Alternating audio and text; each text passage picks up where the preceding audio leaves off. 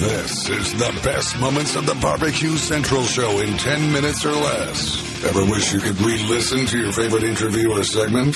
Do you enjoy hearing older shows for the first time in years? Then the best moments of the Barbecue Central Show in 10 minutes or less is just what you need. Thanks for listening and enjoy the show. Yes, thanks so much for listening. I do hope you enjoy this show. And this show is being brought to you by The Butcher Shop, purveyors of highly sought-after 100% Australian non-crossbred Wyvara 9 Plus briskets, and as always, handpicked just for you. The Butcher Shop has been retailing the finest meats for the past 15 years. Every week, they're shipping out competition-quality meats to many of the biggest teams in the competition scene across the nation. Simply put, teams who use The Butcher Shop win, and they win often. You may not be a competitor, but I know you still have an eye for the finer cuts in life. Great news, The Butcher Shop is shipping some of the finest prime, dry-aged Australian Wagyu and Japanese Wagyu steaks to people just like you and me who aspire to be the kings and queens of the cul-de-sac. The Butcher Shop always has Berkshire, Compart Duroc, Allegiance Duroc, and Prairie Fresh all-natural pork in stock. And again, it is always hand-picked just for you. So let's review. The best competition briskets? Check. The best pork selection? Check. Giving you a better overall option to cook at home? Check. So give The Butcher Shop a call today. 850-458-8782. That's 850-458-8782. When you mention the Barbecue Central Show, they're going to give you 10% off your entire order each and every time you call. The Butcher Shop, home of the 100% Australian non-crossbred Wyvara briskets, and those are 9 plus briskets. And today I'm breaking my own rules a little bit. I'm going back to a 2021 show, which was a tribute show, and I'm going to let Greg take it from here.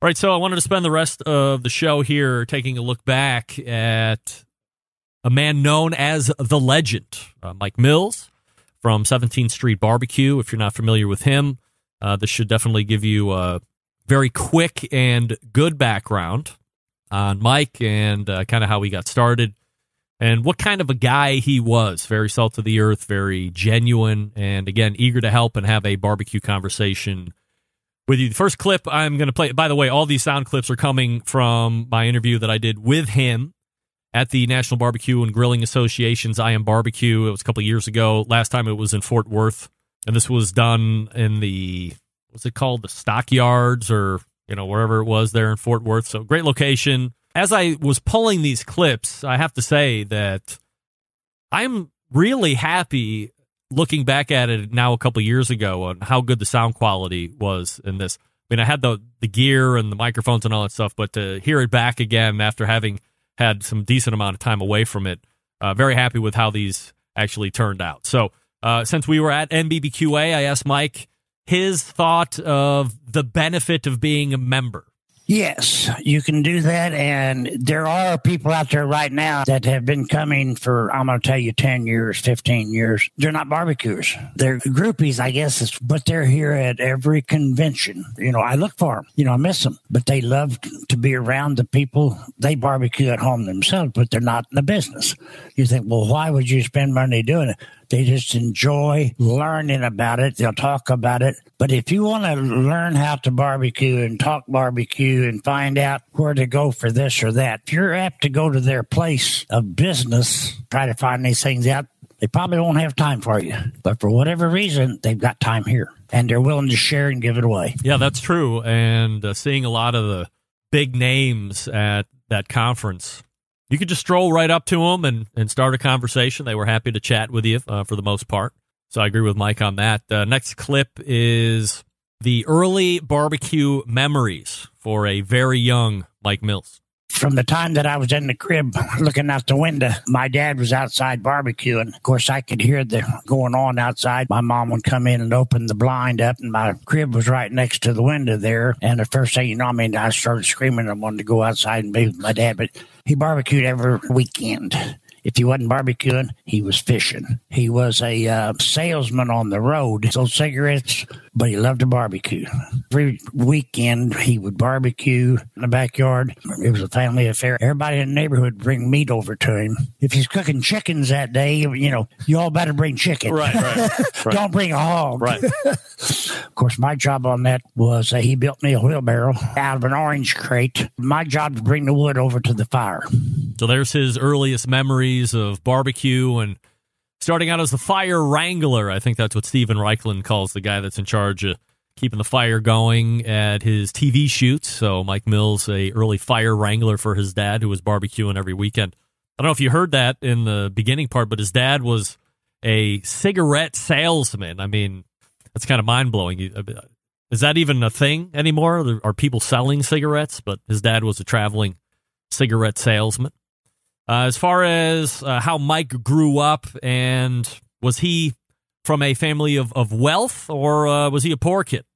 I didn't know we were poor because everybody in town was basically poor except there was one kid. And he was a friend of mine. He always had better toys. He had a bicycle, and this family had taught him to share because he was more fortunate than the rest of us. I had no clue that we were poor. We had food on the table, and, I just thought that when you got toys that they were homemade. It's just a way of life. I wouldn't trade that time. I thought if you had toys, they were homemade. That's right. Man, but that's it. Like, I mean, if that's what you're growing up around, if that's what you know, I mean, you don't know. I mean, kids don't, really know unless you're in a place where there is that big of a discrepancy between the kids that got it and the kids that don't. Typically, you're in a situation where the majority of folks around you are probably in a similar situation, so you're really not missing out on things that you don't have, I guess. So. Asked Mike if he went to college, and then he told me about the first business he ever got into. I did. I was a 2-year college at that point in time. I am actually a dental technician by trade. Really? Yes.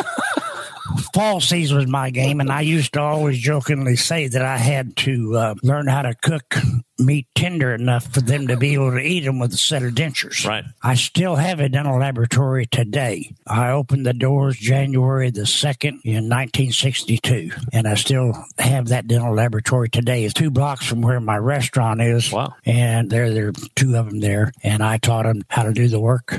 So you're making dentures? Yes. That's my dentures, crowns, bridges, this type of thing. I don't do that anymore. Wow. I don't know why I still have it, but I enjoyed that. Always wanted to back up and make sure I had a job to go to. In that respect, I'm old school. Out of the whole visit down there, I would say that hearing Mike Mills and watching him sitting across from the legend and telling me that his main business out of the gate was falsies, and that 40 years later, 50 years later, he still had the business that's 2 blocks from where 17th Street is in Murfreesboro, and he still has 2 people that he trained running that business just in case things go south. I mean, that was probably the most revealing portion of any segment that I did, and I did 3 live shows, 3 hours at a clip. That was probably the most revealing portion of any show during that stretch. Then we talked about opening 17th Street. I opened 17th Street in 1985. I did that, as I said, it's 2 blocks away from my dental laboratory. Mm-hmm. So I would go down and have a cup of coffee, and the bar had a drive-up window. And it was a barbecue place before. And that was one of the reasons I had a barbecue pit. And that was one of the reasons that I wanted that particular place. So was it just your idea to say, hey, this place is existing. I've always wanted to get into the business side of the barbecue, and I'm going to buy that? Or were you encouraged to do it? I was in the bar business, and I knew that place, I was there to sell beer. That was my whole intention. But at the same time, I could do barbecue. That was my passion. Mm-hmm. Of course, I was still running a dental laboratory at that point in time. It wasn't until 1995 that I quit. I went into the barbecue business, and I switched over to food business. Instead of trying to be a bar. And then, of course, that goes into opening 17th Street, and then putting that barbecue competition team together with another legend, Pat Burke, that Malcolm had referenced earlier when we were talking in that first interview segment in the first hour of the show this evening. And there you go, Mike Mills, the legend. You want to hear the rest of the show? Head on over to the BBQCentralShow.com. Link in today's show notes is going to take you to this complete episode. I suggest you go check that out. And in case you didn't pick up what I'm putting down here, this is going to start a 5-week series on the class of 2022 Barbecue Central Show Guest Hall of Fame inductees. And until next time on the best moments of the Barbecue Central Show in 10 minutes or less, I am your host, John Solberg. I look forward to talking to you again soon.